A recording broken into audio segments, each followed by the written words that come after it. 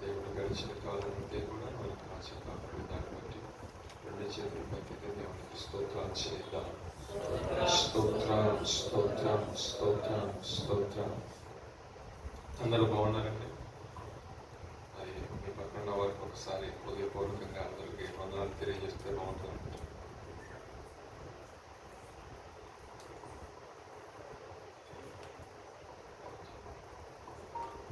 So ఈ రాత్రి కాదు సమయం ముందు అప్పుడే సమయం పరిగెత్తుకున్నాను. సాయంత్రం రోజు ఒకసారి టైం అయితే వరుసలు చూసుకుంటానండి, లేకపోతే పట్టేస్తే మళ్ళీ ఒక 10-15 నిమిషాలు దేవుని యొక్క వాక్య ధ్యానం చేద్దాం. కొత్తదనం ఏమి లేదు, అందరికీ తెలిసిన వాక్యమే. దేవుని యొక్క మాట, దేవుని యొక్క మాట వింటే మనకి ఏమి కలుగుతుంది అని ఒక పాయింట్ నేను చూద్దాం. రోమిలకు రాసిన పత్రిక 10వ అధ్యాయం 7వ వాక్యం చదివి సహాయం చేయాలి. రోమిలకు రాసిన పత్రిక 10వ అధ్యాయం 7వ వాక్యం కొంచెం గట్టిగా చదువు.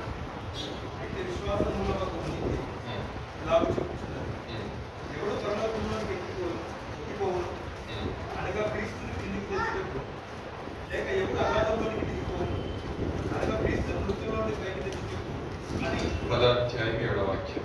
వినుట వలన విశ్వాసం అమర్చదు.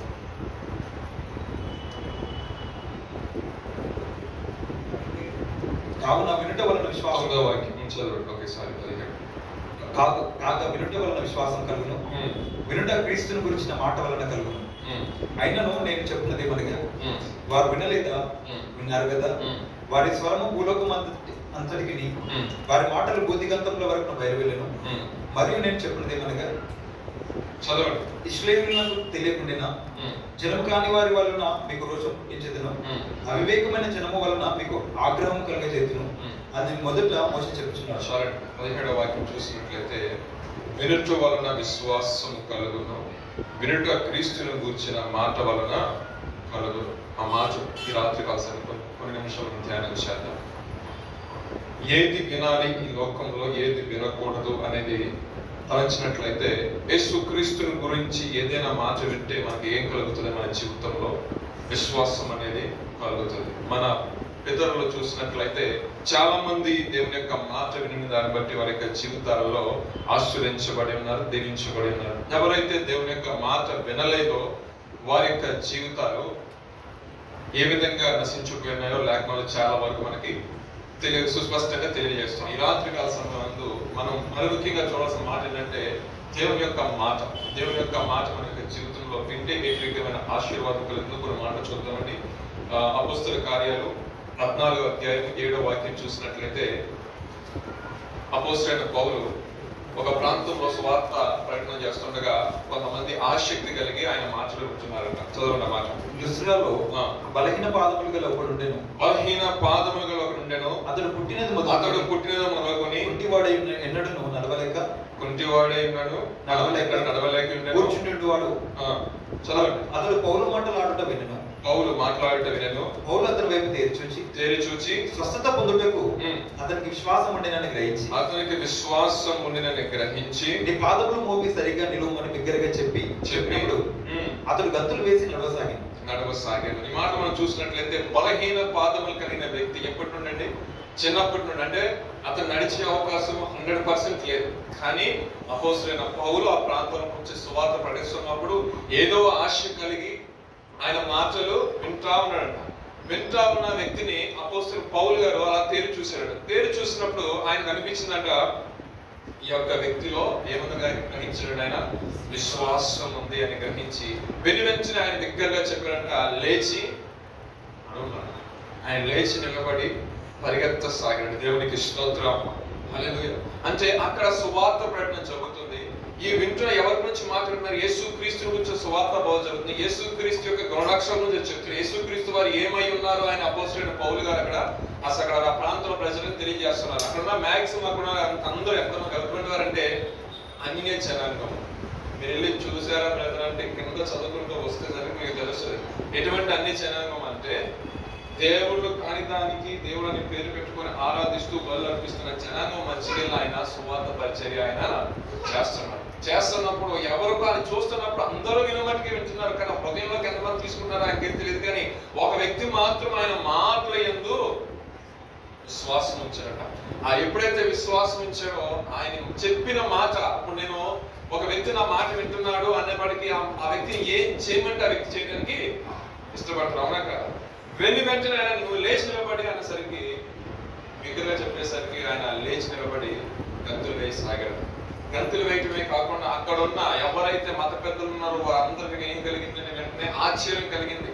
ఒక ఆయన అంటాడు, ఏకంగా మనం ఆరాధిస్తున్నా ఎవరైతే ఉన్నారో ఆ దేవతలే మనిషి రూపం దాల్చి ఆ మధ్యకి వచ్చేసారు కాబట్టి ప్రిపేర్ చేయండి, బలి అర్పించేంత ప్రిపేర్ తీసుకొచ్చేయండి దండలు అంటున్నారు. అధ్యాయం మీ చదువుకుంటూ వెళ్తారో చూడండి అనేసరికి పౌలు గారు అంటారు, మీరు అటువంటి పనులు మాత్రం మీరు చేయమాకండి, ఇది కేవలం విశ్వాసం వల్లనే జరిగింది. ఈ మాటలు రాత్రికాల సమయంలో మనం ధ్యానించే కారణం ఏంటంటే, విశ్వాసం అనేది ఏదైతే జరగాలనుకుంటామో అది మన విశ్వాసంతో మనం పలికినప్పుడు, విశ్వాసంతో మనం జీవించినప్పుడు మన యొక్క జీవితంలో అటువంటి ఏం చేస్తాయంటే కార్యరూపము అర్పింపజేస్తాయి. ఆ వ్యక్తి దేవుని గురించిన మాటలు విన్నారు, యేసుప్రభు గారి యొక్క గుణలక్షణాల గురించి విన్నారు, యేసుప్రభు గారు తన యొక్క జీవిత దినాల్లో చేసిన అద్భుతమైన కార్యముల గురించి పౌలు గారు మాట్లాడుతున్నప్పుడు ఆయన విన్నారు. యేసుప్రభు గారు ఏం చేస్తున్నారంటే, ఒక మాట చూద్దామా? పక్షవాయు గారి వ్యక్తి మంచంలో పడిన వ్యక్తి ఎక్కడో ఎవరో చెప్పారంటే యేసుప్రభు గారి దగ్గరికి స్వస్థపరుస్తారు, కానీ ఆయన సశరీరంగా దినాల్లో ఆయన చేసిన కార్యం, యేసుప్రభు గారు చేసిన కార్యం, ఆయన సువార్త ప్రకటిస్తున్నప్పుడు కపెర్నహూములో ఆయన సువార్త ప్రకటిస్తున్నప్పుడు ఆ యొక్క జనసమూహం మొత్తం కూడా ఆయన మాటలు వినడానికి ఆకర్షితులయ్యి అనేక మంది దేవుని మాటలు వినడానికంటే కూడా ఆయన దగ్గరికి వెళ్తే ఏదైనా మన కనీసం ఆరోగ్యం వస్తుంది, కనీసం స్వస్థత వస్తుంది, ఆయన ఏదైనా ఒక గొప్ప మాట మన జీవితంలో గొప్ప మార్పు కలిగిద్దేమో నా మాటలు వినడం కోసం ఆ కపెర్నహూముకి ఎప్పుడు వచ్చినా సరే ఇసుకేస్తారు రాలటువంటి జనం వచ్చేవాళ్ళు. అయితే ఈ పక్షవాయు గల వ్యక్తి విషయంలో చూస్తున్న వాళ్ళందరూ కూడా పక్కనున్న విశ్వాసం చూడండి, నాకు అనిపిస్తూ ఉంటుంది కేవలం ఒక వ్యక్తికి విశ్వాసం, అక్కడ ఆయన పట్టుకొచ్చిన వాళ్ళకి కూడా విశ్వాసం ఉంది. వీళ్ళు ఏం చేయాలో తెలియక వాళ్ళకున్న విశ్వాసం ఎటువంటిదంటే, ఎట్టి పరిస్థితులైనా సరే ఈ వ్యక్తి యొక్క పరిస్థితి మార్చబడాలి. నేను టచ్ చేసేపోయానంటే, ఈ వ్యక్తి యొక్క జీవితం ఎట్టి పరిస్థితుల్లో మార్చబడాలంటే ఈ వ్యక్తి ఆ ప్రభు దగ్గరికి వెళ్ళలేడు, 100% వెళ్ళలేడు. సో మనం ఏం చేయాలి? ఇప్పుడు మనం ఏం చేయాలి? మన భుజాల మీదకి ఆ భారాన్ని ఎత్తుకొని తీసుకొని వెళ్ళాలి అనుకున్నారు విశ్వాసులు. వారు చూస్తే బలహీనుడే, కానీ వీళ్ళ మైండ్లో ఉన్న ఆలోచన మంచిది, శ్రేష్టమైనది, దేవుడికి అంగీకారయోగ్యకరమైంది. సో ఆ విశ్వాసం బట్టి ఖచ్చితంగా ఈ వ్యక్తిని ఆయన దగ్గర తీసుకెళ్తే 100% ఆయన స్వస్థత పరుస్తాడు. ఈ వ్యక్తి ఆత్మ కూడా నిత్య జీవనం ఉంటుంది కదా, ప్రభువుని తెలుసుకుంటాడు కదా అనుకున్నాడు. వెళ్ళేసరికి అక్కడ ఉన్న పరిస్థితి ఎలా ఉందండి, ఇసుకేస్తే అలాంటి జనం ఉన్నారు. సో వాళ్ళకి ఏం చేయాలో తెలియక సాహసించి తెగించి ఏం చేశారంటే, ఇల్లు ఎక్కేసి ఇంటి పైకప్పు తీసేసి శుభ్రంగా ఏం చేశారంటే ఆ మంచంతో పాటు పరుపుతో పాటు దింపారు. దేవునికి స్తోత్రం. హల్లెలూయా. ప్రభు అలా చూశారంట. చూసి ఈ పాపాలు, ఒకే ఒక మాట ఆయన ఏమన్నాడంటే, ఈ పాపాలు క్షమించబడి ఉన్నాయి. దేవునికి స్తోత్రం. వెంటనే ఆ పక్షవాయు రోగం వ్యక్తికి స్వస్థత కలిగిందని నేను అనుకుంటున్నాను. పౌలు గారు ఇటువంటి ప్రకటన చేస్తున్నాడు, అక్కడ సువార్త చెప్తున్నాడు, అక్కడ లోస్త్రాలో ఆ ప్రకటన చేస్తున్నప్పుడు ఈయనకి ఆసక్తి కలిగింది. యేసుప్రభు గారంట ఆయన ముట్టుకుంటే స్వస్థత కలిగిందంట, గుడ్డివాడిని కూడా స్వస్థత కలిగిందంట, కుష్ఠరోగిని కూడా స్వస్థత కలిగిందంట. ఈయనకి విశ్వాసం ఏంటంటే, ఆ ప్రభు నన్ను కూడా తాకితే బాగుంది కదా, ఒక విశ్వాసం ఈయన కలిగిందేమో. ఈ రాత్రి కాలం దేవుడి మందికి వచ్చిన మనకు కూడా ఒక విశ్వాసం ఉంది కదా, ప్రభు నా పట్ల కార్యం చేస్తే బాగుండు. మీకు ఏదో ప్రతి మనిషి అన్నాక ఆశ అనేది ఉంటుంది, మనిషి అన్నాక ఏదో కోరిక ఉంటుంది. నాకు ఏ కోరిక లేదని ఒక మాట చెప్పండి, నాకు అసలు ఈ జీవితంలో నాకు ఎటువంటి కోరిక లేదండి, అది మంచిగా కాదు. మనిషి అన్నాక కనీసం పాస్టర్ గారు మీరు పని చేస్తున్నారు, మీకు కోరికలు ఉంటే మాకు ప్యాషన్ ప్రకటించే దైవజనులు అందరూ ఆసక్తి ఉంది తెలుసా, కొన్ని ఆత్మలను ప్రభు కొరకు సంపాదించాలి కోరిక కదండి అంటారు కదా, అవునా కదా? అంటే మనిషి అన్నాక ప్రయత్నించే దైవజనుడి దగ్గర నుంచి సామాన్య మానవుడి వరకు, సామాన్య విశ్వాసం వరకు కూడా ఏదో ఒక ఆశ ఉంటుంది. కానీ ఆశ తీర్చబడాలి అంటే మనకి ఫస్ట్ ఆఫ్ ఆల్ మనలో ఉండాలంటే విశ్వాసం అనేది అంటారు కదా. సో అక్కడికి వచ్చిన ఆ వస్త్రాల్లో అక్కడ పడిన వ్యక్తి యొక్క పరిస్థితి ఏంటంటే, ఆశ ఉంది, ఆ మాటలు ఆయన హృదయం నేరుగా వెళ్తున్నాయి. దేవుడు నా గురించే మాట్లాడుతున్నాడు, నా గురించి చెప్తున్నాడు అనేసరికి పౌలు ఆత్మావేశం చేత ఆ విషయాన్ని గ్రహించి ఎప్పుడైతే మాట సెలవిచ్చి ఉన్నాడో వెనుమంటిని అక్కడ కార్యక్రమం జరిగింది. ఇక్కడ మనం అబ్జర్వ్ చేసిన పాయింట్ ఏంటంటే వాక్యము ఫస్ట్ ఆఫ్ ఆల్ మన మైండ్ లోకి వెళ్ళాలి. ఆ వాక్యము చేత మనం స్థిరపరచబడాలి. అంటే మనం లేచి నిలబడాలి వాక్యంలో. తర్వాత ఏం చేస్తా, ఆ వాక్యం ఏం చేస్తానంటే సాహస కార్యాలు చేసే వ్యక్తిగా, జయం జీవితం పొందే వ్యక్తిగా ఏం చేస్తానది పరిగెత్తింపజేస్తాను. దేవునికి స్తోత్రం.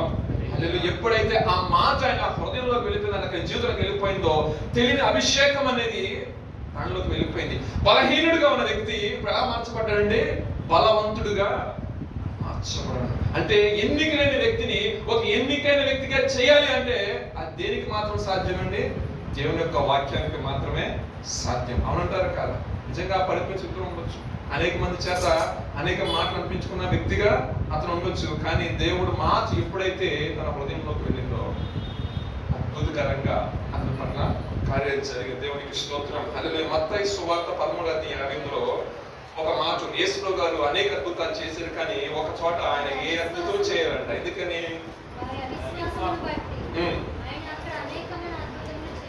చూసారా, అవిశ్వాసమును బట్టి దేవుడు ఏంటంటే అక్కడ ఎటువంటి అద్భుతము చేయలేదు. అంటే దేవుని యొద్దకు వచ్చేవాడు ఎలా రావాలంటే ఆయన ఉన్నాడని, ఆయన యొద్దకు వెళ్ళే వారికి ఫలము దయచేవాడని, ఆయన దయచేస్తాడని ఆశతో వెళ్తే ఎప్పటికైనా దేవుని జీవితం అటు దాన్ని కార్యరూపం దాపిస్తుంది. అలాగే ఒక దైవజనుడు వాక్యం చెప్తున్నాడు.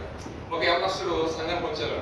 వచ్చి చాలా అప్పుల్లో ఉన్నారండి పాస్టర్ గారు, ఏదైనా సాయం చేయండి సాయం చేయండి అంటే, పాస్టర్ గారు ఏం సాయం చేస్తారు? మీరు ఇచ్చే కానుకలు పెట్టి పాస్టర్ గారు పోషించుకోండి. అవునా కదా?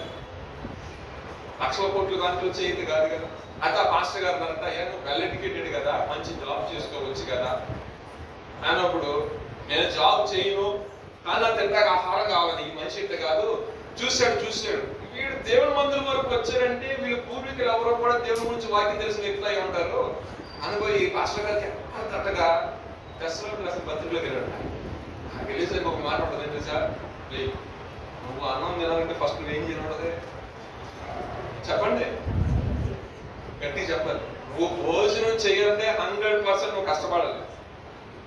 పని చేయకుండా భోజనం చేయకూడదు క్రైస్తవుడు అని రాస్తున్నామా మాట చెప్పేసరికి ఆయన అంటాడు, ఇప్పుడు నాకు ఏ పని లేదు అంటే విని దేవుని యొక్క మాటలు విని ఆయన కట్టడలను విని నువ్వు నడిస్తే దేవుడిని అప్పుల నుంచి విడుదల కలిగేస్తాను అబ్బాయి అని చెప్తే సరే అని చెప్పేసి బయటికి వెళ్ళిన తర్వాత ఎందుకని ఎప్పుడు వెళ్ళనోడు, ఎందుకు ఆసక్తి కలిగి ఏదో పంచాయతీ ఏదో ఉద్యోగం చేద్దాం అనుకో లైబ్రరీలో కూర్చోంటే నోటిఫికేషన్ ఇది కనపడింది. నోటిఫికేషన్ కనపడేసరికి పెట్టేటప్పుడే అనుకున్నాడంట ఇది 100% నాకు రాదు, కానీ పాస్టర్ గారు అన్నారుగా దేవుడు వాక్య అద్భుతాలు చేస్తానని చెప్పాడుగా, ఆశ్చర్యమైన కార్యాలు జరిగేసి మనం ప్రయత్నం చేయాలని చెప్పాడుగా, నాకు అది వచ్చే విధానం కాదు అయినా సరే అప్లై చేద్దామని చెప్పేసి అప్పుడు 4-5 జాబ్లు అప్లై చేశాడు. రమ్మంటే వెళ్ళేసరికి అద్భుతకరంగా ఆ 5లో 3కి సెలెక్టెడ్ అనుకున్నాడు. 3కి వచ్చిందా పాస్టర్ గారికి వచ్చి, పాస్టర్ గారికి ఈ 3కి దేన్ని పట్టుకొని వెళ్ళాలి. పాస్టర్ గారు ఏం చెప్తారు, ఒకప్పుడు నీకు విశ్వాసం లేదు, ప్రభు యందు విశ్వాసం ఉంచి సేవకుడు ఏదైతే మాట చెప్పినారో సేవకుడు మాట కాదు, ప్రభు నాతో మాట్లాడుకుని గ్రహించి విశ్వసించిన దాన్ని బట్టి నీకు ఎంతవరకు ఉద్యోగం చేయాలని ఆలోచన లేదు, ఎంతవరకు తిని కూర్చున్నావో, నువ్వు చేయాలని ఆలోచన ఎప్పుడైతే నీకు కలిగిందో అది నీకు విశ్వాసం వల్ల కలిగింది. కాబట్టి ఇప్పుడు ఆ విశ్వాసం దగ్గరికి వచ్చి నువ్వు ప్రభు పాద దగ్గర ప్రార్థన చేయనప్పుడు దానికి దాంట్లో దాన్ని చూసుకోమని ప్రేరేపణ నిజంగా దాని ప్రకారం అప్పులు మనుషులు తీర్చలేదు కానీ దేవుడే తీర్చాడు. దేవునికి స్తోత్రం. తన కష్టం చేత ఎవరి దగ్గరికి వెళ్ళి చేయి చాపకుండా ఏం జరిగిందండి, దేవుడే అతనికి సహాయం చేశాడు. ఆ మాట ఇప్పుడు మీరు అంటున్న ఈ మాట విశ్వసించిన దాన్ని బట్టి తనకి జీవితం జరిగింది. అదే విధంగా మీరు జాబ్ చేయాలి వాక్యం ఇలా ఉందా అంటే 100 వాక్యాలు ఉంటాయి, నేను చూపిస్తా పాస్టర్ గారు అని ఆ వాక్యాన్ని పెడచమని పెడితే నిజంగా తన యొక్క జీవితం అప్పుడు సందిగ్ధంలో ఏ న్యాయం చేసి చనిపోవడం లేదంటే గోధులు చచ్చిపోవడం జరిగేది. కానీ దేవుని వాక్యాన్ని విని దాన్ని బట్టి తన విశ్వాసం పొందుతుంది. విశ్వాసం పొందుతున్న దాన్ని బట్టి నిజమే దేవుడు ఏది చేయటికైనా సమర్థుడు. లేని వారిని ఉన్నట్టు పిలిచిన దేవుడు అబ్రహామును పిలిచినప్పుడు గొప్ప జనంగా అవుతామని చెప్పి పిలిచాడు, జస్ట్ రమ్మన్నాడు. వచ్చిన తర్వాత తన యొక్క విశ్వాస పరిమాణం మొత్తాన్ని చూశాడు. ఆయన చూసప్పన్నాడు, నేను అనేక జనములు తండ్రిగా చేస్తాను. దేవునికి స్తోత్రం. హల్లెలూయా. మనం పిలిచిన దేవుడు ఫస్ట్ పిలిచిన తర్వాత మనల్ని చూస్తాడండి. ఫస్ట్ మనం చూసిన తర్వాతే ఆశీర్వదిస్తాడు. మనం పిలిచిన తర్వాత ఏ విధమైన నడవడికి నడుస్తామా, వీడి మైండ్ సెట్ ఏంటి అంతా ఎగ్జామినేషన్ అయిన తర్వాత అప్పుడు తీసుకెళ్ళి ఏం చేస్తాడు, ఆ సోటపోల్ గోల్లో నిన్ను కూర్చోబెడతాం అంటారు కదా. మీరు అందరూ టేకిస్ బీటెక్ ఎంత చేసిన పిల్లలు మంచిగా మీరు డైరెక్ట్గా వెళ్ళి సీట్లో కూర్చున్నారా? మిమ్మల్ని ఎంత ప్రిఫర్ చేసి ఉంటారు? మీరు ఒక జాబ్ ఇవ్వడం కోసం 1 లక్ష రూపాయలు జీతం మిమ్మల్ని ఎంత ప్రిఫర్ చేస్తారండి? ఒక 10,000 వాళ్ళని ఎంత ప్రిఫర్ చేస్తారు? అన్నీ కాకుండా ఓ హాట్లలో టీ కప్పులు కడగాలన్నా కూడా చూస్తాను అసలు ఎలా ఉంటారంటే అవునారు కదా, రైట్? సో ప్రతి ఒక్క వ్యక్తిగత జీవితంలో ఎగ్జామినేషన్ ఉంటుంది. అందుకే బ్లాక్ క్లాస్ ఉన్నాయి, శోధింపబడతాం. పేతురు రాసిన మొదటి పత్రిక 1వ వాక్యంలో 5, 6, 7 వచనం చూసినట్లయితే విశ్వాసమైన మనకి అనేక రకమైన శ్రమలు, ఇబ్బందులు అన్నీ వస్తాయి. ఎందుకు వస్తాయంటే దేవుడు మనల్ని సువర్ణంగా అంటే నీకు అప్పచెప్పిన దాంట్లో నిన్ను ఆ పనికి తగినట్టు వారిన రకంగా దేవుడు చేయాలంటే కొన్ని శోధనల్ని అలౌ చేస్తాం. అప్పుడు తాలూకు నిలబడి అప్పుడు డెసిషన్ మేకింగ్ అనేది చాలా జాగ్రత్తగా చేయాలి. అడ్డగోలుగా చేసామనుకో నష్టపోయిన తర్వాత ఏడుస్తాం, కానీ దాని తర్వాత వచ్చే ప్రయోజనం ఏమిటి? రాత్రికాల సమయం ముందు దేవుని యొక్క మాట మనం విన్నట్లయితే ఆ మాట మనం ఎంతలో తీసుకెళ్తుందంటే అనేకమైన అద్భుతాలు చేయువారిగాను, అనేకమైన విజయాలను పొందుకునే వారిగాను దేవుడు మన జీవితంలో ఆ మాట ద్వారా కార్యరూపం దాల్పిస్తాడు. దేవునికి స్తోత్రం. హల్లెలూయా. పరిశుద్ధ గ్రంథంలో ఒక మాట రాయబడింది చూడండి. యోబు 33వ అధ్యాయం 17వ వాక్యం మనం చూసినట్లయితే ఎందుకని దేవుడు మనిషి యొక్క పాపాలను క్షమించి మనిషి విషయంలో అంత ప్రేమ చూపుతున్నాడు అనేది యోబు చాలా క్లియర్ రాసుకుంటూ వచ్చాడు. కనుక పుస్తకంలో 17వ అధ్యాయం 26వ వాక్యం వరకు చదవండి. 17 నుండి 26 వరకు అందరూ తీయండి ఒకసారి. 33వ అధ్యాయము 17 నుండి 26 వాక్యాలు. మంచం మీద పురుగు సమయమున గాఢ నిద్ర పట్టినప్పుడు కలలో రాత్రి కలుగు స్వప్నములలో నరులు గర్విష్ఠులు కాకుండా చేయనట్లు తాము తలచిన కార్యము వారు మానవులు చేయనట్లు ఒదిగిపోకుండా వారిని కాపాడినట్లు కత్తి వలను నశింపకుండా వారి ప్రాణమును తప్పించినట్లు ఆయన వారి చెవులను తెరవచేయును, వారి కొరకు ఉపదేశం సిద్ధపరచును. వ్యాధి చేత మంచమెక్కుట వలనను ఒక ఎముకలలో ఎడతెగని నొప్పులు కలుగుట వలన వాడు శిక్షణ నొందును. రొట్టెయు రుచిగల ఆహారము వానికి అసహ్యమగును. వాని శరీర మాంసము క్షీణించిపోయి వికారమగును.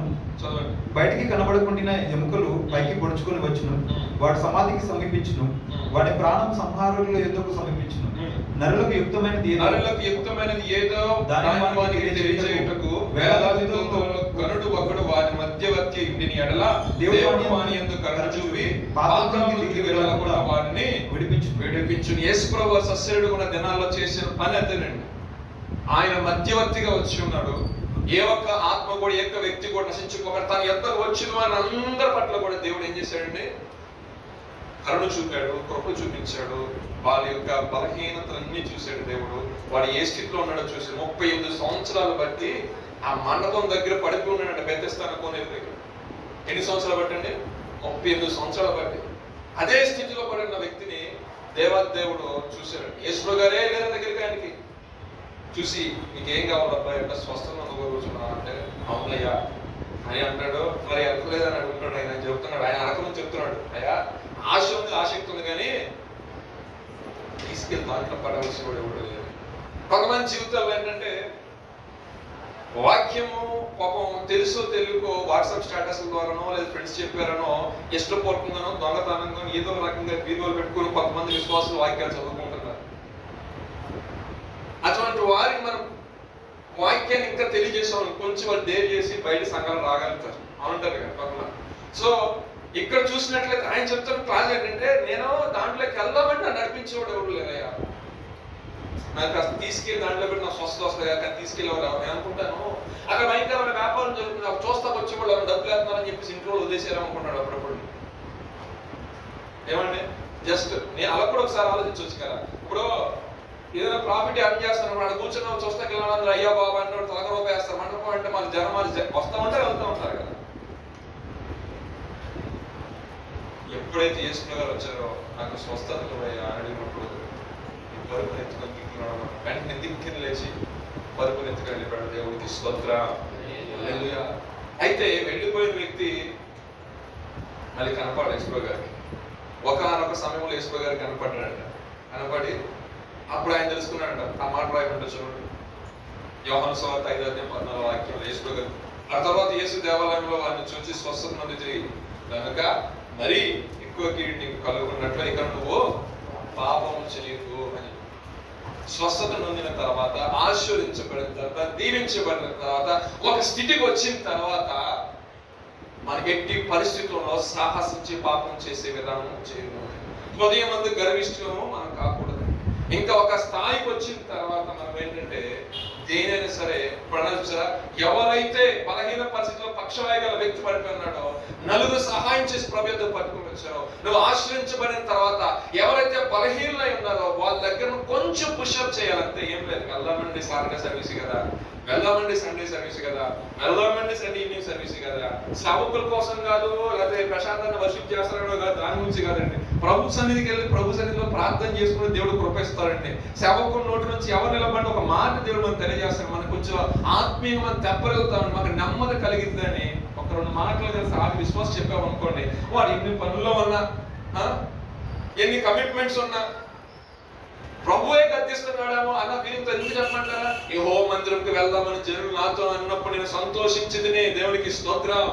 నిజమైన విశ్వాసం, నిజమైన దేవుని భక్తి కలిగిన వ్యక్తి ఎవరైనా సరే ఏదో అన్నెసెసరీగా బాగా సిక్ అయిపోయారో రాలేని పరిస్థితున్న వాళ్ళు రాలేమో, కానీ కొంచెం రావాలి అంటే అటు ఇటుగా ఉన్న వాళ్ళు కూడా ఎప్పుడైతే మాట చెవును పడుతుందో వాళ్ళకి ఏం కలుగుతుంది? విశ్వాసం కలుగుతుంది. ఎస్, వెళ్ళాలి దేవుని మందిరానికి, దేవుని యొక్క సేవకులు దేవుడు మాట్లాడు. కనీసం ఒక్క మాట నాకు ఆ లేక ఒక గంట ప్రసంగంలో ఒక మాటని ప్రభు నీతో మాట్లాడా, నువ్వు ఎదురు పరిస్థితులు నీకు సరి చేయగల పరిస్థితులను దేవుడు చేయడా క్లియర్ గా చేస్తాడండి. అంటే ఆల్ థింగ్స్ ఆర్ పాసిబుల్. ఎవరితో అన్ని సమస్తం సాధ్యమే. అన్ని దేవుడితో మనము దేవుని కలిగి ఉన్నాం అనుకోండి, మనకి సమస్తము సాధ్యం. ఆ దేవుడు మనతో ఉండాలంటే, మనతో ఉండాలి అంటే మనం ఏం చేయాలండి? మనం వాక్యంలో స్థిరులుగా ఉండాలి, విశ్వాసంలో స్థిరులుగా ఉండాలి. ఇది విశ్వాసంలో స్థిరపరిచేది దేవుని యొక్క వాక్యం. ఆ వాక్యం ఎక్కడ దొరికిద్దంటే నీకు లోకంలో దొరకదు, నీకు వాట్సాప్ స్టేటస్ లో దొరకదు. నీకు వాక్యం ఎక్కడ దొరికిద్దంటే దేవుని యొక్క సన్నిధిలోనే దొరుకుతుంది. దేవునికి స్తోత్రం. ఆయన సన్నిధిలో అంట సర్వ సమృద్ధి ఉందంటాడు, సర్వ సమృద్ధి. అయితే ఇప్పుడు ఆయన ఏం చెప్తున్నారు? యేసుగా చూసిన తర్వాత, అరే నేను 38 సంవత్సరాల క్రితం అప్పుడు బాధపడుతున్నప్పుడు అక్కడికి వచ్చాను కదా, నువ్వు స్వస్థత ఉందాగా దిగ్గిని వెళ్ళిపోయి, అందులో కానీ యోధ జనాంగం మొత్తం వచ్చేసారు, వీళ్ళందరూ అయిపోయేసరికి నేను పక్కకి వెళ్ళిపోయాను, నువ్వు బాగానే ఉన్నావు కాబట్టి నువ్వు స్వస్థపరచబడ్డావు, నువ్వు ఇప్పుడు ఆశ్రయించబడ్డావు, ఇప్పుడు దీవించబడ్డావు కాబట్టి నువ్వు వ్యక్తి పరిస్థితులు నువ్వు పాపం చేయదు. ఆయన ఏం పాపం చేశారని చెప్పి చక్కగా ఉండవచ్చు. పాపం అంటే బైబుల్ ఇదే నిలిచి ఆజ్ఞను అతిక్రమమే పాపం, ప్రార్థన చేయకపోవడమే పాపం, దేవుడు ఏదైతే చేయొద్దున్నాడో ఆ కార్యాలు చేయడమే పాపం. పాపం అంటే ఇదే డెఫినేషన్ అని లేదు.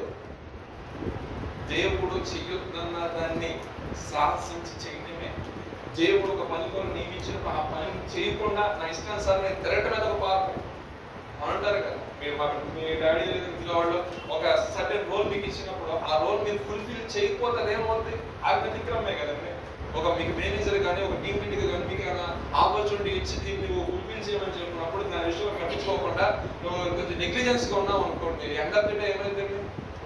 లేపించుకుని మన పేర్లు పెడతారు. అవునంటారు, ఫ్రాంక్ గా మాట్లాడతారు. అది ఏ పనిగా కావచ్చు, అది ఏ చిన్నదానం మొదలుకొని స్థాయి వరకు మనం చూస్తూ ఉంటే ఎన్నో గవర్నమెంట్ మారుతూ ఉంటాయి, ఎంతో మంది మినిస్టర్లు మాత్రం వస్తూ ఉంటారు, పర్ఫెక్ట్ చేసిన వాళ్ళు కాన్స్టెంట్ ఉంటూ ఉంటారు అంటారు. సో లోక సంబంధమైన విషయాలు ఉంటే ఆధ్యాత్మిక జీవితంలో కూడా ఆ దేవుడు మనకి ఇచ్చే విషయంలో కూడా డిలే అవ్వకూడదు. అంటే మనం ఏం చేయాలంటే మనము ఆయన దృష్టికి అంగీకారం కలిగిన వ్యక్తుల వలె దేవునికి స్తోత్రం. హల్లెలూయా. దేవుని సన్నిధికి రావడం వల్ల సేవకులు ఫాస్టింగ్ ప్రేయర్ కావచ్చు, లేదంటే ఫాస్టింగ్ ప్రేయర్సే కావచ్చు, ఆల్రెడీ ప్రేయర్సే కావచ్చు, ఎక్కడనే సరే నీకు సువార్త ఎంత వస్తే అంత తీసుకోండి. అదొక బ్యాంక్ అకౌంట్ లాంటి, ఎంత వస్తే అంత మనసులో వేసుకోండి. ఏదో ఒక రోజున నీకు ఎప్పుడైనా పరిస్థితులు నేను కొంచెం ఊపినప్పుడు ఆ సేవకుడు చెప్పిన మాటలు, ఆ ఉపవాస రోజుల ఫాస్టింగ్ ప్రేయర్స్ చెప్పిన కొన్ని జ్ఞాపకం చేసుకోండి. అంటాడు కదా, నిన్ను రాత్రికాల సమయం ముందు నిన్ను గూర్చి నేను ధ్యానించినప్పుడు ఆ వాక్య ధ్యానం చాలా ఇంపార్టెంట్. ఏది ఏమైనా మనము ప్రభువుని కలిగి ఉంటే, బైబిల్లో చూడండి సూపర్ హీరోస్ ఎవరు లేరు. వాస్తవం చెప్పాలంటే పుట్టగానే ఒక బెస్ట్ పొలిటికల్ వ్యక్తులు ఎవరు లేరు, కానీ ప్రభు వాళ్ళని క్వాలిఫై చేశాడు. దేవుడికి స్తోత్రం. హల్లెలూయా. మనము అనేక మంది చేత విసర్జించబడిన వ్యక్తులు కావచ్చు, కానీ బట్ దేవుడు ఒక్కసారి ఆయన హ్యాండ్లో తీసుకున్నాడు అనుకోండి, గొప్ప ఎన్నికైన జనంగా దేవుడిని మార్చివేస్తాడు. ఆ విషయం మనం ఎప్పుడు గుర్తుపెట్టుకోవాలి. నిజంగానే కింద మనం పాట పాడుకున్నాం కానీ మంచి పాట. ఏ పాట ఫస్ట్ చరణం ఏమంటుందంటే, ఆత్మీయులను అవమానించినప్పటికీ లేదంటే అన్యులను అపహసించినప్పటికీ అందరు నింపుకుంటాం. ఆ విషయాన్ని బట్టి ఇప్పుడు మన యొక్క చెవులో రింగ్ అవుతూ ఉంటారు. ఎప్పుడు కూడా ఫోన్లో రింగ్ అయినప్పుడు ఎన్నట్టు ప్రభు నాకు అండగా తోడుగా ఉంటాడు. ప్రభుని బట్టి ఈ కార్యం నేను కోరుకుంటాను. ప్రభు పని ముందుకు వెళ్తున్నా. ప్రభువే నాకు సహాయకుడు. ఏదైనా సరే మనకి చేయాల్సింది శక్తి లోపం లేకుండా ప్రభు నీ సహాయం దయచేయి. నేను బలహీనుడే, నీ నడిపించలేక చేయడానికి ఏ బలహీన, కానీ నీ ఆత్మ బలమైంది అంటారు కదా. ఆయన ఆత్మ ఇది శక్తి చేతన కాదు, ఇది బలం చేతన కాదు. ఆయన దేంతో చేపిస్తాడు పని? తన ఆత్మ చేత. ఆత్మలో బలం పొందుకోవాలి. మనం ఆత్మలో బలం పొందుకోవాలంటే వాక్యం నీలోకి రాదు. ఈ వాక్యం అంటే మళ్ళీ తిరిగి వచ్చి నువ్వు సన్నిధికి రావాల్సిందే. సన్నిధికి వచ్చి దేవుని యొక్క వాక్యాన్ని నువ్వు వినాల్సిందే. ఏదైనా అవకాశం ఉంటే ఇంకా ఫాస్టింగ్ ప్రేయర్స్ ఎక్స్టెండ్ చేయాలి, ఫాస్ట్ గా ప్రాణం తీసేది కూర్చొని, అంతేగాని ఎప్పుడు క్యాన్సిల్ అయిందా, ఎప్పుడు మానేద్దామా, క్యాన్సిల్ పాస్టర్ పట్టండి అన్నీ ఆయనకి మెసేజ్ వెళ్ళిపోవాలి. ఆయనకి పాస్టర్ గారు ఏదైనా అవకాశం రోజు ప్రార్థన చేసుకోవచ్చా, ఎందుకు పోగొట్టుకోవాలి? ఒక అన్న అడిగన్నా, మరి నేను ఆ ఫాస్టింగ్ ప్రేయర్ క్యాన్సిల్ అయిపోయింది, ఈ క్యాన్సిల్ అవ్వచ్చు, నేను నైట్ 5 దాకా కూర్చొని ప్రార్థన చేసుకుంటున్నాను, దేవునికి స్తోత్రం. అది అటువంటి కమిట్మెంట్ ఉండాలి. కొన్నిసార్లు పరిస్థితులు బట్టి క్యాన్సిల్ అవుతుంది, వాతావరణ పరిస్థితులు బట్టి. సో దాన్ని ఏంటంటే అలాగని చెప్పేసి అనుకుంటే ఇంకా కొంచెం ఇంటిగా కూర్చొని వాక్య ధ్యానం చేసుకుని ప్రభా ఏదైనా సరే వాతావరణం కూడా కొంచెం అనుకూలపరిచి ప్రభాని ప్రార్థన చేసుకోవాలి. ఒక రాత్రి అంతా కానీ చదువు గడపడం ఒక భాగ్యం, ధన్యత. అనేక అన్న చెప్తారు, వాక్యం అన్న చెప్తారు, నేనైనా సార్ నేను చెప్తుంటాను. ఒక్కొక్కరు ఒక్కొక్క పాయింట్ ఆఫ్ వ్యూలో చెప్తున్నప్పుడు అదేంటంటే ఒక్కొక్కరికి ఒక మాట నచ్చింది, ఒక్కొక్కరికి మైండ్ లోకి ఒక వర్డ్ వెళ్తూ ఉంటుంది. పరిశుద్ధాత్మ ఏం చేస్తారంటే వాళ్ళ జీవితాల మార్పుని అలాగే చేస్తాడు. దేవునికి స్తోత్రం. ఇక పాపం అనే కొన్ని మాటలు చెప్తారు చూడండి. 1 పేతురు 4వ అధ్యాయం 3వ వాక్యం చదువుదాం ఒకసారి. త్వరగా సమయం అయిపోతుంది, ముగించేస్తాం. 5 నిమిషాలు చదవండి అన్న, కొంచెం స్పష్టంగా చదవండి. మనము పోకిరి చేష్టలు, దురాశలు, మద్యపానము, అల్లరితో కూడిన ఆటపాటలు, త్రాగుబోతుల విందులు, చేదవి విగ్రహ పూజలు మొదలైన వాటితో నడుచుకొనుచు అన్యజనుల ఇష్టం నెరవేర్చుకున్నటకు గతించిన కాలమే చాలండి. అపరిమితమైన ఆ దుర్వ్యాపారం తమతో కూడా పరిగెత్తుకుపోయినందున వారు ఆశ్చర్యపడుచు మిమ్మల్ని దూషించున్నారు. ఏంటంటే పాపం అనగా చాలా నిర్వచనం ఉన్నాయి. పాపం కానీ సింపుల్ థింగ్స్ చూసినట్లయితే పోకిరి చేస్తారు, సరదా కామెంట్ చేస్తూ ఉంటారు. ఇంకేంటంటే దురాశ, ఒక ఆశ సరిపోతుంది. దురాశ ఆడ ఎప్పుడు నాశనైపోతారు, ఆడ ఎప్పుడు పోతారు, ఎందుకు దురాశ తినేసేటండి, దుఃఖానికే చేయడం. సత్సంతులు వేస్తా ఉంటారు, పేల్స్తూ ఉంటారు. అవన్నీ కూడా పూర్వం చేసేది తప్పిపోయింది. అవి ఎవరి ఆచారాలు అవి? దేవుడు ఎనగని ప్రజలు దాన్ని కూడా ఎదుర్కొంటారంటే ఒక ఆత్మీయ ఒక పాప కింద వస్తుంది. అల్లరితో కూడిన ఆర్పాటలు, కల్పన కథలు. ఒక ఆయన దగ్గర సినిమాకి వెళ్ళొచ్చాయని కొంతమంది చెప్తారు, సినిమాకి వెళ్ళకూడదని కొంతమంది చెప్తారు. అసలు వెళ్ళొచ్చాయి వెళ్ళకూడదు సార్ నేను అన్నాను. ఒక అదే డిబేట్ జరిగింది ఆ విషయం. ఏం అర్థం కాదు ప్రభా, ఏంటి సినిమా ఏంటాడు ఒకసారి అదంతా కల్పించమే. కథల కథలే అని రైతులు ఏమన్నా కల్పన కథలో అదే రియల్ కాదు. కల్పన కథలు దొంగ చెవులు కలవాలే ఉంటారంట కొంతమంది. వాళ్ళు ఎవరో పోతారంటే అర్థం అబద్ధం లేదే. ఇంకా దశమ రాసిన పత్రిక 1వ అధ్యాయం అంటాడు, విశ్వాసం అందరికీ లేదు. ఒకే మాట అర్థమవుతుందా? 1వ అధ్యాయం చదువు, ఇంటికి వెళ్ళి చదువుకోండి. విశ్వాసం అంటే అందరికీ లేదంట. మరి ఎవరికి ఉంది? కొందరికే ఉంది. ఆ ఎవరైతే కొందరు విశ్వాసంతో నడిపించబడుతున్నారో వాళ్ళు దేవుని యొక్క ఆత్మకార్యాలు చూస్తున్నారు. దేవుని యొక్క రాబోయే యొక్క దినమ కొరకు ఎదురు చూస్తున్నారంట. ఇక పరమంద వారి మీద ఆశలు పెట్టుకోలేక ఆ సర్వోన్నతుని యొక్క సింహాసనం మీద నేను కూడా ఉండాలి, ఆయనతో పాటు ఉండాలి, ఆశ కలిగి జీవిస్తున్నారంటూ ఆయన దశమ పత్రికలో చక్కగా కొనుక్కుంటూ వచ్చేసే సబ్జెక్ట్ మొత్తం చాలా నీట్గా దేవాస్తోత్రం అనుకుంటే ఈజీ కాదు. మనం పెట్టడానికి అలా ఈ భూ సంబంధమైన ఈ భూములో యూరోపులో ఉంటూ ఆత్మీయ జీవితాన్ని లీడ్ చేయడం అనేది చాలా చిన్న విషయం. సో మనం ఏంటంటే పావును వల్లే నిష్కపటులు అంటాం. పావును వల్లే వివేకం కలిగి, పాము వల్ల వివేకం కలిగి పావును వల్లే నిష్కపటం అని లేఖనం సెలవుస్తుంది కాదు. మన యొక్క జీవితంలో మనం యొక్క ఆత్మీయాత్ర కొనసాగిస్తున్నప్పుడు లోకంలో దుష్టులు అనేక రకమైన ఆశలు చూపిస్తూ అందులు చూపిస్తూ ఉంటాడు. అట్లలో పడిపోకుండా విశ్వాసం కథను కొనసాగించు అని యేసు వైపు చూసి మన యొక్క బంధువులు మనం పరిగెత్తే వ్యక్తులుగా ఉంటారు. సో ఫైనల్ గా ఏంటంటే దేవుని యొక్క మాట మనం విన్నాం అనుకోండి, ఆనాడు వస్త్రాలు ఉన్న వ్యక్తి, బలహీనుడైన వ్యక్తి పౌలు చెప్తున్న మాటలు ఎంత విశ్వాసం వచ్చిన దాన్ని బట్టి ఆ యొక్క పరిస్థితిని, తన యొక్క స్థితిని మార్చుకోగలిగాడు. ఆ పాత రోత జీవితం నుంచి విడుదల పొంది నూతన జీవితాన్ని స్టార్ట్ చేశాడు. దేవుని వాక్యం ఇచ్చిన మనము కూడా మన తలంచిన దాని విషయంలో ఇది ప్రభు దృష్టికి అనుకూలమైన, ప్రభు దృష్టికి యథార్థమైన, ప్రభు నిజంగా దీని విషయంలో ప్రార్థన చేస్తే సహాయం చేస్తారని నువ్వు అడిగి, ప్రభా నీ మనసాక్షి చెప్తుంది, చెప్పినప్పుడు ప్రభా ఇది నా మనసాక్షి, నువ్వు కూడా దీని విషయంలో సహాయం చేయడం పరిశుద్ధాన్ని ఖచ్చితంగా దాని విషయంలో సహాయం దయచేసి నీకు ఆ విషయంలో సక్సెస్ ఇస్తాడు. దేవునికి స్తోత్రం. హల్లెలూయా. ఇంకో చిన్న మాట ఏంటంటే క్లోజ్ చేసే ముందు, దేవుని యొక్క మాట వినిన వారు కొంతమంది ఉన్నారు, దేవుని యొక్క మాట విన్నవారు కొంతమంది ఉన్నారు. సో వాళ్ళ గురించి కూడా రెండు మాటలు చూసి మనం జ్ఞాపకం చేస్తాం. దేవుని యొక్క మాట వింటే ఏం జరుగుతుంది? ద్వితీయోపదేశ కాండము 28వ అధ్యాయం ఒక మాట ఏంటి? ద్వితీయోపదేశ కాండము 28వ అధ్యాయం మొదటి నుండి కొన్ని మాట చదువుకున్నాం.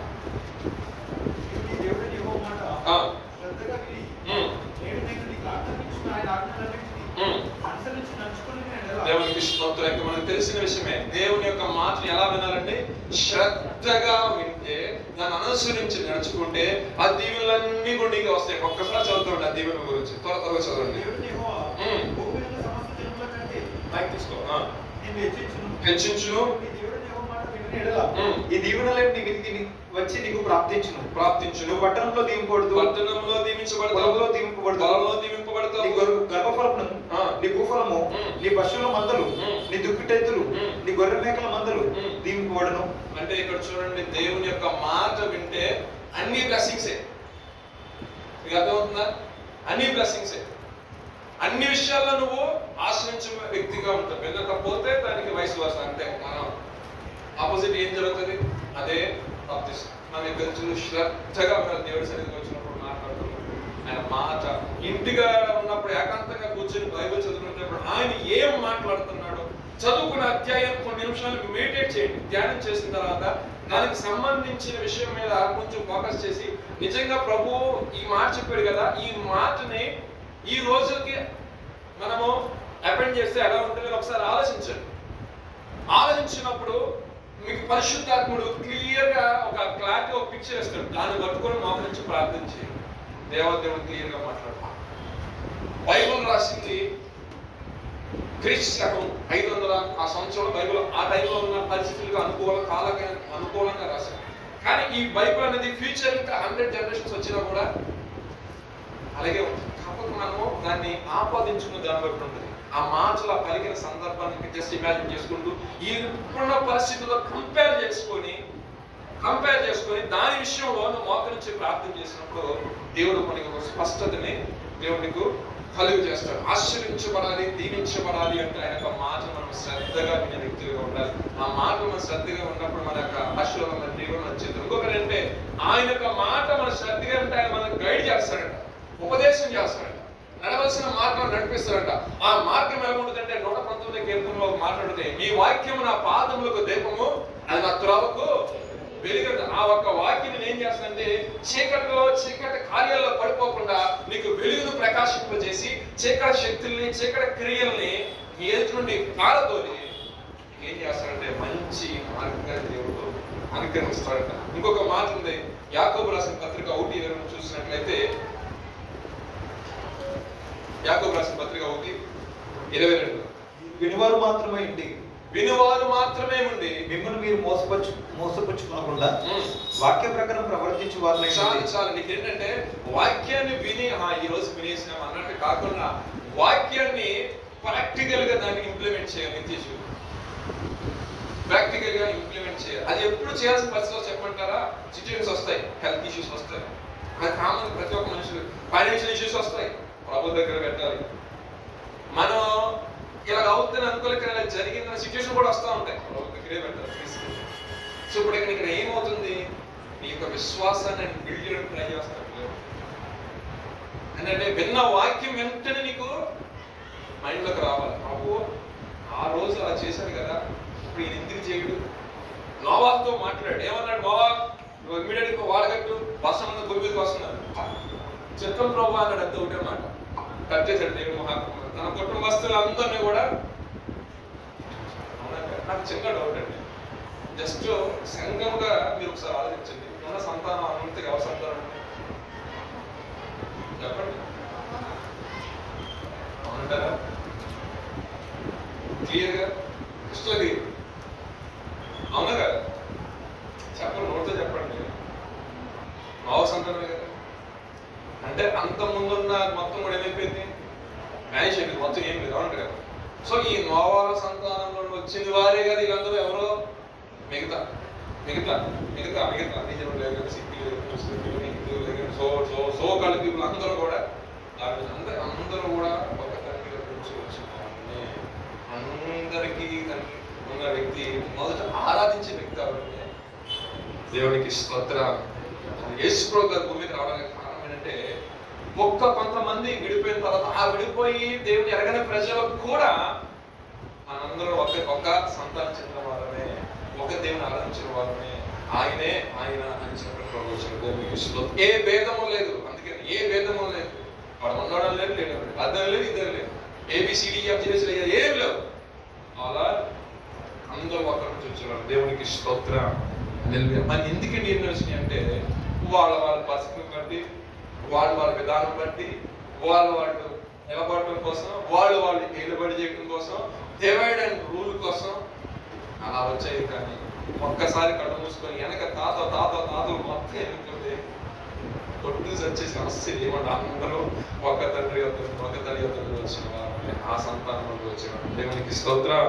హల్లెలూయా. సో విషయం ఏంటంటే మనం వినువారిగా ఉంటే కాదు, విశ్వాసం మూలంగా వెళ్ళే వ్యక్తులుగా మనం ఉండాలి. ఆ విశ్వాసం నేను ఏం చేస్తుందంటే ఇంకా అనేక మందిని ప్రభు కొరకు సంపాదించే వ్యక్తిగా మారుస్తుంది. సారిపత్రిన ఊరిలో ఉన్న ఆయన దగ్గరికి వచ్చింది, అనేసరికి అయిపోవచ్చింది. లాస్ట్ లో ఒక కలిత అయిపోద్ది. నేను నా కుమారుడు తిని చనిపోదాం అనుకున్నాను అనేసి నన్ను ఆయన అంటాడు, అది తీసుకుని రామన్నాడు. అంటే అది తీసుకొని రా అన్నాడు. తన యొక్క జీవిత కరువు దినాలు పోయేంత వరకు కూడా ఆ జారులో ఉన్న పిండి అయిపోయినాడు. దేవునికి స్తోత్రం. అంటే ఆ ఒక్క మాటకి ఆమె లోబడిందండి. ఆ ఒక్క మాటకి నోహ లోబడ్డాడు. అవునంటారు కదా, ఒక్క మాటకి మనం కన్నా లోబడ్డాం అనుకోండి, ఆ మాట యందు లోబడుతున్నామంటే అక్కడ చిన్నగా అబ్జర్వ్ చేసిన విషయం ఏంటంటే ఆ మాట యందు విశ్వాసం ఉందా. అవునంటారు కదా, ఎవరైతే చెప్తున్నారో ఆ చెప్పే వ్యక్తి మీద ఒక విశ్వాసము, ఆ చెప్పే వ్యక్తి నోటి నుంచి బయలుదేరుతున్న మాట దేవుని యొక్క మాట. ఆ మాట ఏం చేసిందంటే కరువు దినాలంతలో కూడా పోషించడానికి ఎంతగానో సహాయం చేసి యేసుప్రభువు గారు సస్యమైన దినాల్లో పేతురు గారు వచ్చినప్పుడు అలా అంతగా శ్రమ పడిపోయాడట. ఇవన్నీ మనకు తెలిసినాయి, రెగ్యులర్గా మాటలే. కానీ మనం ఏంటంటే వింటాము, కానీ ఒక్కోసారి వెళ్ళిపోతాం. సో మరలా దాన్ని ఏంటంటే ఫైన్ చేసుకుని ఒకసారి రిమైండ్ చేసుకోవడం విషయాన్ని. సో ఇన్ డీటెయిల్ గా అసలు ఏం రాయబడి ఉంది. ఆ రాత్రంతా అడవింత చేసుకుని వచ్చి ఒక్క మాట్లాడండి ఆయన, అరే మరలా నువ్వు అలాగే బాబు అయ్యా అంటే నేను రాత్రంతా ప్రయాసపడ్డా, నీకేం తెలుసు, అసలు సూర్యోదయం అయిన తర్వాత అసలు ఏం పడ అసలు బాబు. కానీ మాట చెప్పే వ్యక్తి ఎవరండి? వాక్యం సర్వ సృష్టికర్త, పిలిస్తే మొత్తం వచ్చి పడాలంటే ఆయన అంటే నా మాట ఏంటంటే నా మాట చొప్పున వాళ్ళ దేవుడికి స్తోత్రం. హల్లెలూయా. మాట చొప్పున ఆయన చెప్పిన మాట ప్రకారం అసలు ఆ నెలలో గాని ఆ కాలంలో గాని ఆ ఋతువు క్రమం ప్రకారం అది ఏమంటుందని ఆ సీజన్ ప్రకారం వచ్చే విషెస్ కాదంట. ఇంచుమించు కొన్ని రకాల జాతులే దాంట్లో వచ్చి పడ్డారు. అంటే ఆయన పిలిస్తే ఏ రకమైన సరే వచ్చి పడాలి. దాంట్లో దేవుడికి స్తోత్రం. హల్లెలూయా. ఆ మాటల శక్తి ఉందండి. అట్టి కార్యం చేసిన దేవుడిని మనము ఆరాధిస్తున్నాం. దేవుడు ఏది చేయటానికైనా సమర్థుడు. నేను ఎప్పుడు చెప్తా ఉన్నాను, ఒకవేళ జాబ్ పర్పస్ ఇచ్చావా, ఎందుకు డిమోటివేట్ అవుతావు? ప్రభు చేస్తాడు. నీకేం కమ్యూనికేషన్ స్కిల్స్ లేవా, నీకు ప్రకటించడం నాకే లేదు. ఏ రకంగా కూడా ఇంగ్లీష్ మాట్లాడతా అసలు ఆ విషయం అందరూ తెలుసు, అందరూ సాగలి పైకి కూడా తెలుసు. ఇప్పుడు చిన్న వర్డ్స్ కూడా రావు, కానీ టాప్ సీలో జాబ్ చేసి గొప్ప దేవుడు గొప్పగా చెప్పుకోవడం. అంటే దౌర్భాగ్యం ఎన్నికైన మురికి స్థితిలో పడిన నన్ను దేవుడి యొక్క ఏర్పాటు చొప్పున, దేవుడి యొక్క చిత్తం చొప్పున పనికి మన నన్నే నా పట్ల చూపించిన దేవుడు. మీరు వెల్ ఎడ్యుకేటెడ్, ఇంగ్లీష్ బాగా మాట్లాడతారు, మంచి మంచి స్కూల్స్ లో మంచి గ్రాడ్యుయేషన్ చేసి మీరు ఎందుకంటే ప్రభు ఎవరికైనా దారాన్ని ఇస్తాడు. యెహోవా అందరికి ఉపకారి, ఆయన వెతుకు వారికి మరి ఆసక్తితో వెతుకుని మరీ ఇస్తారంట. ఆయన మన వెతికే దాంట్లో ఉంటుంది, మనం అడిగే దాంట్లో ఉంటుంది. కాబట్టి మన వెతుకు జీవితంలో ప్రభుని అడగడం అంతేగాని ఎవరికో లేదు, నీతో వచ్చిన అని నుంచి వదిలేసాయి. నువ్వు ఉన్నావు కదా, నువ్వు నిలబెట్టాడు కదా, నేను ఇంకా వరకు కూర్చోబెడుతున్నానంటే ఏదో ప్లాన్ ఉంది అక్కడ. కొంచెం స్పేస్ ఆయనకి లోపల ఉన్న సమస్యలు కలిగించేది, కొంచెం ఆయన స్పేస్ ఇస్తే ఆయన పక్కకు వచ్చి కూర్చొని కోసమే చేసి మాట్లాడతాడు. చెవులు చెప్తాడు ఆ పంచి ప్రీతిగా ప్రేమతో పరిశుద్ధ గ్రంథం చక్కటి మాట అరణ్యంలోకి తీసుకుని వెళ్ళి ప్రేమగా మాట్లాడతాడు. అంటే ఏకాంతంగా కూర్చోబెట్టి ఆయన ఎవరో చెప్పుకొని మాట్లాడతాడు. అంటే మీరు అంటే చెవులతో చెప్తాడు కాదు, నీ మనస్సుకి ఆ తలంపు కలిగేస్తుంది. ఈ ప్రయత్నం చేస్తే బాగుంటుందేమో. ఎక్కడ వచ్చింది ఆలోచనది? మనకి వచ్చింది ఆలోచన నా ప్రభు కలిగి చేస్తేనే దేవుడికి స్తోత్రం. హల్లెలూయా. ఆ వ్యక్తి కూర్చున్న వ్యక్తి పడుకున్న వ్యక్తి కనిపించిందంట లైబ్రరీకి వెళ్దామని. ఆ వాక్యం గుర్తొచ్చింది. భోజనం కాడికి వెళ్ళేసరి పని చేయకూడదు, భోజనం చేయకూడదు అనగా బైబిల్లో.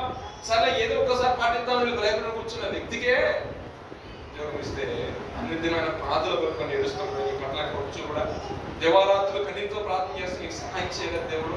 జస్ట్ మనం ఏంటంటే మన యొక్క విశ్వాసాన్ని కొంచెం ఏంటంటే బలపరుచుకోవాలి.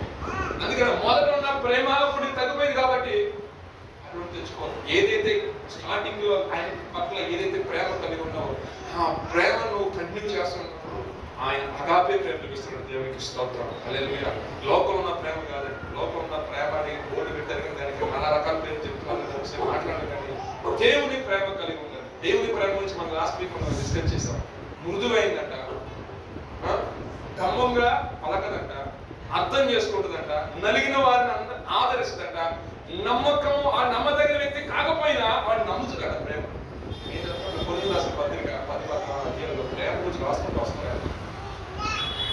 క్రీస్తుని కలిగి ఉన్న వాళ్ళని చెప్పుకోవాలి కానీ నిజమైన ప్రేమ కలిగి ఉంటే అది మన క్రియల్లో దేవుడు దాన్ని బయలుపరుచుకుంటాడు. కాబట్టి దాన్ని కలిగి జీవించుకుంటాం ఆటోమేటిక్ గా ఉంటాడు. దేవునికి స్తోత్రం. ఏం చేస్తామంటే దేవుడు మాట వినవారు. దేవుడు మాట వినని వారి గురించి రెండు మాటలు చెప్తారు చూడండి. సామెతల గ్రంథం 29లో 29 స్టార్టింగ్ ఒక మాట క్లోజ్ చేద్దాం. ఎన్నిసార్లు గద్దించినను లోపడిన వారికి ఏమన్నమాట అసలు. ఎన్నిసార్లు చెప్పినా లోపడిన వాటికి ఏమైపోతారంటే హఠాత్తుగా ఏమైపోతారంటే వాడు మాటలు కొంచెం కఠినంగా ఉంటాయి. కొంచెం గట్టిగా చెప్పాలంటే కారం గట్టిగా తగిలించేనే ఉంటుంది. హ్యాండల్ సరే అట్లా ఉంటే మాటలు నిజంగా జీవితంలో సత్యం పడతాయి. ఎన్నిసార్లు గర్తించిన లోపడు నడుపు చెయ్యి అన్నప్పుడు కొన్ని వెలుగులో నేను చెయ్యి అన్నా అనుకోండి, అది ఎక్కడ లాక్కిపోతుందంటే నాశనం వరకు వ్యక్తిని లాక్కుంటుంది. సో మనం ఆయన గర్తిస్తున్నప్పుడు సావుకులుగా గర్తించినప్పుడు ఏమో ప్రభువుని సరి చేసుకోమన్నాడు. సిగ్గుపడిన అవసరం లేదండి. ఎందుకు మీరు సిగ్గుపడాలి? సరి చేసుకున్న సిగ్గుపడేదే ఉందండి. తిరిగి రానుద్దేశించిన last week Sunday morning message మీరు అన్నారు కదా, నన్ను చెప్పి మనము మనకి వ్యక్తిగా చెప్తున్న క్రియలు సరి చేసుకుని ఎంతకు వస్తే ఆయన ఆశీర్వదిస్తాడు, దీవిస్తాడు, రిస్టోర్ చేస్తాడు నీ లైఫ్ అని. ఎంతమంది వారు శ్రద్ధగా మాట్లాడి వచ్చామా కూర్చున్నామా వెళ్ళిపోవడం కాదండి. దాన్ని మనం ఏమి అసలు ఎలా నేను లైఫ్ మళ్ళీ నేను రీస్టోర్ ఒకప్పుడు నా ఆత్మీయ జీవితం మళ్ళీ నేను రీస్టోర్ చేసుకోవాలని ఆశ కలగాలి ఆ మెసేజ్ ఏంటంటే. సో దీన్ని ఏంటంటే మీరు రిఫ్లెక్ట్ చేయడం కాదంటే మనం దాన్ని బిల్డప్ చేసుకుంటే ఇప్పటికప్పుడు నాకు ధ్యానిస్తూ ఉంటే ఈ నెలవాగ్యం గుర్తుందా? నేను ఎందుకంటే అప్పుడు మధ్యలో ఈ కలుపుతా ఉంటాను. ఎందుకంటే అట్టలు మీరు తీసుకొస్తా ఉంటాను. మీ తప్పు అనుకోకండి. సంతోషాన్ని నవ్వును ఉంచుతాను. ఆ సంతోషం నవ్వు మన జీవితంలో ఫస్ట్ ఆఫ్ ఆల్ ఫెయిత్ ఉండాలి. ఆ వాక్యం పట్ల మనకి ఆ ఫెయిత్ రావాలి. సో డెఫినెట్ గా ఈ వాగ్దానం చేసాడంటే 100% ఇస్తాడు. అంతే ఫిక్స్ అయిపోయి రాసేసుకోవాలి. బలంగా ఉద్దేశించుకోవాలి. డేట్ వేసుకోవాలి. పలానా రోజు పలానా పాస్టర్ గారు ఫిలిప్ గారు 2025 పలానా నెలలో ఆగస్టు 1 ఈ వాగ్దానం ప్రభు చేశారు కాబట్టి ఇది 100% నెరవేర్చారు. అంతా రాసేసుకోవాలి. ఖచ్చితంగా నెరవేర్చబడి దేవునికి స్తోత్రం. హల్లెలూయా. అయితే ఎన్నిసార్లు చెప్పినా కూడా కొంతమంది కడచలో పెట్టుకుని వెళ్ళిపోతూ ఉంటారు. అది లోబడిన స్వభావం. స్టిఫ్ ఎక్కడ పెట్టుకుంటా కడ ఉంచిన స్వభావం. ఈ మాట ఎందుకు వినాలి? నువ్వు చెప్తే జరిగిందా అన్న స్వభావం. అందుకంటే మాట్లాడే పరిస్థితి మనం చాలా జాగ్రత్తగా ఉంటారు. అంటే ఆ సమయంలో మీరు ఏం మాట్లాడాలి మీకు తెలియదు. మాట్లాడించేది అంటాడు. సో రాత్రి కాల సమయంలో మనం విశ్వాసంతో నడిచాము. ఆయన మాట వినకపోతే నాశనానికి తీసుకెళ్ళి. ఇంకో మాట హోషేయ 4 నా ప్రజలు జ్ఞానము లేకయే నశించిపోతున్నారు. ఎందుకని జ్ఞానం లేదు? వాళ్ళ దేవుని గురించిన జ్ఞానం లేదు. సో నాశనానికి వాళ్ళు కాలు అంటారు సరే. అలాగే నాశనానికి వెళ్ళిపోతాం. మన మత్తయి సువార్త 7వ అధ్యాయం 26-27 వాక్యాలు చూసినట్లయితే మూర్ఖుడంట, దేని కడతాడు నీళ్ళు, బుద్ధి లేనివాడు ఇసుక మీద, కానీ బుద్ధి గలవాడు దేని కట్టుకుంటాడు కనుక జీవితాన్ని బండ. సో మనం క్రీస్తు అనే బండ మీద మన వాక్యాన్ని మనం విని మన జీవితం కనుక్కున్నాం అనుకుంటున్నాం, దాని ద్వారా మనకి ఆశీర్వాదం కలుగుతుంది. వినని వాడు, లోబడిన వాడు, దేవుడు మాట వినని వాడు చెప్తారే ఇసుక మీద కడతాం ఏంటంటే అందరికంటే ఫస్ట్ నాదే అయిపోతాను. అదేమంటారు, అది చేయకూడదు అంటే అలాగే చేస్తాను. ఈ మీద మాట అంటే కాదు, నేను పట్టుకున్న ముందు కానీ 2 కాళ్ళు కాదు, చెవులు వరకు అడగలేదు 3వ కాళ్ళు అంటాడు. ఆ టైప్తో మూర్ఖులుగా బైబిల్ సెలవిస్తున్నాయి. ఆదాముకి అవ్వకి ఎగ్జాంపుల్ చెప్తున్నాను. ఆదామని అవ్వని చెప్పాడు అని కమెంట్ చేశారు. మీరు అన్ని తినండి కానీ ఆ జీవవృక్ష మాత్రం తినొద్దు అని చెప్పారు. వీళ్ళు ఏం చేశారు, సాతాను మాట దేవుడు మాట వింటే దానికి దేని ప్రామాణికం తీసుకున్నారు, చూసి దగ్గర అసలు మీరు తిన్నారంటే మీరు అసలు గొప్పవాడు అయిపోతారు అంతే. అవం తినేసింది, తర్వాత ఆదాయంగా తినేసింది. మరణాన్ని లేకుండా మరణాన్ని వాళ్ళు అంటారు. సో మాట వినకపోవడం వల్ల చక్కగా మంచి ప్రదేశం ఉన్న వాళ్ళు గెంటి వేయబడ్డారు. ఆత్మీయ జీవితంలో కొనసాగిస్తున్న వ్యక్తులు ఆత్మీయత నుంచి బయటపడ్డారు. ఏదో కొద్దిపాటి అవకాశ, కొద్దిపాటి గొప్పదనం, కొద్దిపాటి సిరి, కొద్దిపాటి ధనాపేక్ష, కొద్దిపాటి అధికార వ్యామోహం, ఇవన్నీ ఏం చేస్తాయి అంటే ఆత్మీయ జీవితం నుంచి ఏం చేస్తాను బయటికి విసిరేస్తాం. సో మనం ఏంటంటే ఏది అది లాగుతున్నప్పుడు చూడాలి. అది గ్యాల్విస్ లాగిందంటే సాధన ఎరేస్తాడు బైబిల్లో ఉన్నమాట. ఎరేసి లాగితే వాడు ఏమిస్తాడు, వాళ్ళ మాత్రం ఏడు. సో దేవుడి సన్నిధికి వస్తున్నాం, మనము మాట విన్న వారు ఉంటే శాపాన్ని చూస్తాం. ఫరో హృదయం నిజంగా ఎంతో కఠినమైపోయింది. మోషే చెప్పాడు, నువ్వు మనసు మార్చుకున్న ప్రజలు పంపి అన్నప్పుడు వినలా. నిజంగా మనసు మార్చుకొని వారు పంపించినట్లయితే 10 రకాల తెగులు అలాగ రాజ్యంలోకి. ఐగుప్తు సామ్రాజ్యం అంటే ఓడలోనే ఈ నెంబర్ 1 సుప్రీం కాదు. అటువంటి వాళ్ళని గడగలాడిచ్చేసాడు. నాకంటే తిరుగుతాను చెప్పాడు, వదిలేసాను బాబా. చిన్న వ్యక్తి చెప్పాడు, ఎవరా లేదు మరి ఇబ్బంది పడతాను, నీకంటే గొప్ప ఇక్కడ నాకు ఏం చేస్తావు, చెయ్యి, పాములు దిగుతావా, కప్పలు దిగుతావా, పేలు దిగుతావా, ఏమైనా చెయ్యి. లాస్ట్ లో కన్నా దేవుడు ఇంత కానీ తినలే కానీ వస్తున్నాడు అంతే. ఆయన ఎంటర్ అయ్యాడు, సంహారం దింపాడు అంతే. ఆటోమేటిక్ అంతవరకు తీసుకెళ్ళాడు. మాట ఎనుకోపోవటం వల్ల ఇన్ని రకాల నాశనం. యేసుప్రభు సస్యమైన జనాల్లో ఒక ధనవంతుడైన యవనస్తుడు వచ్చాడు. నేను నిత్య జీవం పొందాలంటే ఏం చేయాలి, మొదలు ఆశ్రమంతా అమ్మేసి బేదకిచ్చాడు అంతే. అట్లా చూసి వేసుకోవాలంట ఆత్మహత్యాలను ఎప్పుడు కాలం కొట్టుకొచ్చి మొత్తం సంపాదించుకుంటే ఇప్పుడు జ్ఞానధర్మాలు అంటారు. నువ్వు వద్దు నా పర్వాలేదు మాట విన్నట్టయితే వాళ్ళు ఏమైంది నిత్య జీవనానికి వచ్చింది. సో ఆయన తండ్రులు ఏంటంటే మన యొక్క జీవితం ఆయన మాట విన్నాం అనుకోండి, ఆశీర్వాదం ఉంటుంది, గైడెన్స్ ఉంటుంది, ప్రొటెక్షన్ ఉంటుంది. వినకపోయామనుకోండి, గైడెన్స్ ఉండదు, జడ్జిమెంట్ కెళ్ళకి వస్తుంది. నీ యొక్క జీవితంలో డేంజర్ జోన్లో ఉంటావు, నాశనం వైపుకి వెళ్ళిపోతావు. విశ్వాసం ద్వారా మాట విన్నాం అనుకోండి, అనేకమైన అద్భుతాలు జరిగిన ఆరోగ్యాన్ని కలిగజేసుకున్నాం. ఒక ఆరోగ్య విషయమే కాదండి, చాలా మెరకల్స్ అనేది విశ్వాసం ద్వారా జరిగాయి. పోషించబడి అంటే ఫైనాన్షియల్ క్రైసిస్ లో సారపద్ధతి విలువలు పోషించబడి అంటారు కదా. అనారోగ్య సమస్యతో బాధపడుతున్నప్పుడు ఆరోగ్యాన్ని ఆయన విశ్వాసం ద్వారా బట్టి విశ్వాసం ద్వారా పొందుతున్నాడు.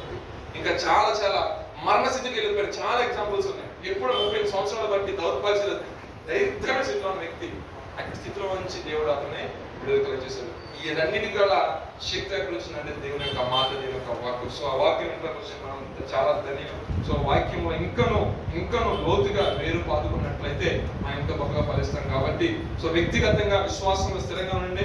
ఎక్కువగా దేవుడి వాక్యాన్ని వింటానికి ఇష్టపడండి. 2:17 వాక్యం వినటం వలన విశ్వాసం కలిగిన అన్నింటిని గురించిన వార్త ఎవరిదై ఉండాలి, యేసు క్రీస్తుని గురించిన వార్త. దేవుడికి స్తోత్రం. ప్రార్థన చేసుకున్నాం. సోదరు ప్రశాంత్ చిన్న ప్రార్థన చేస్తారు.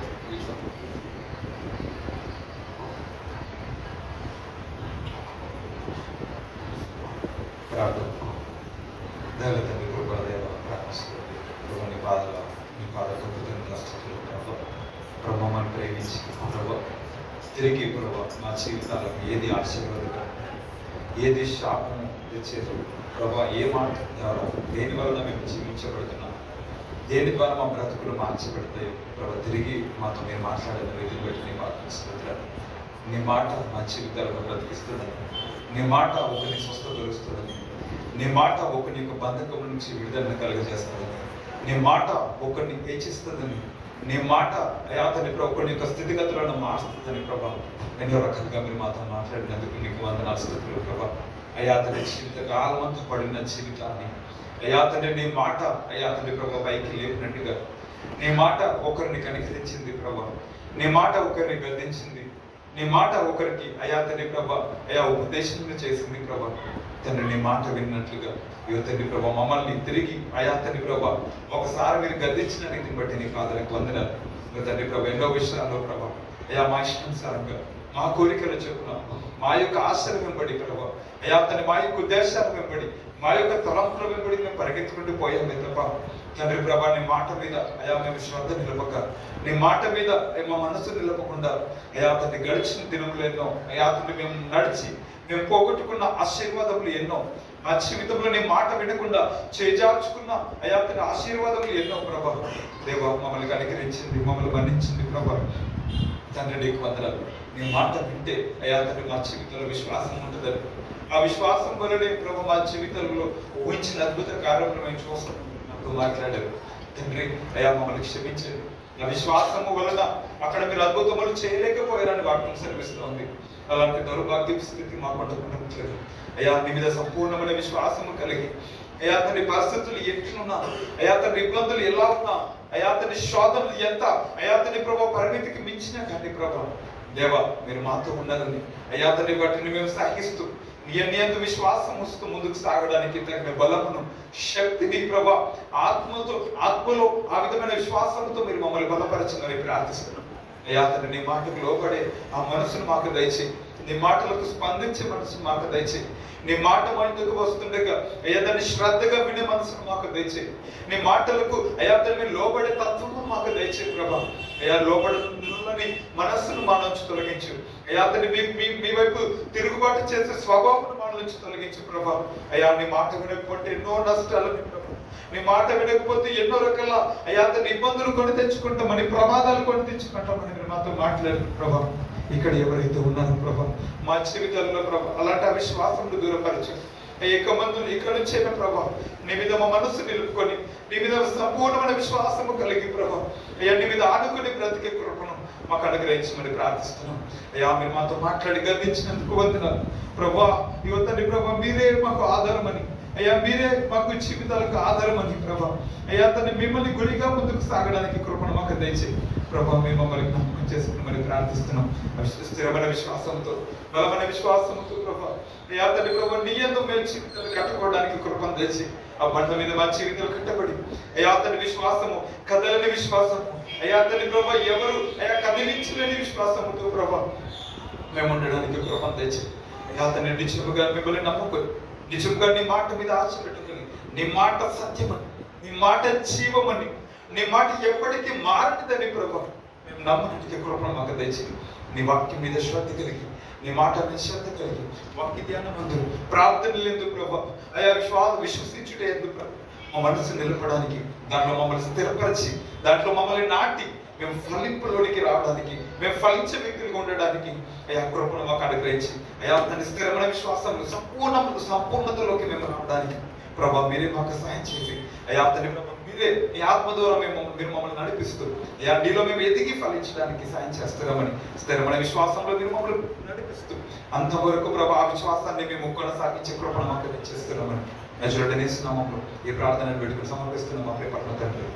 ఆమేన్. సిల్వర్ ప్రొఫెసర్ సంపూర్ణ విషయం అపోవాది నాశనం ఇస్తున్నాను.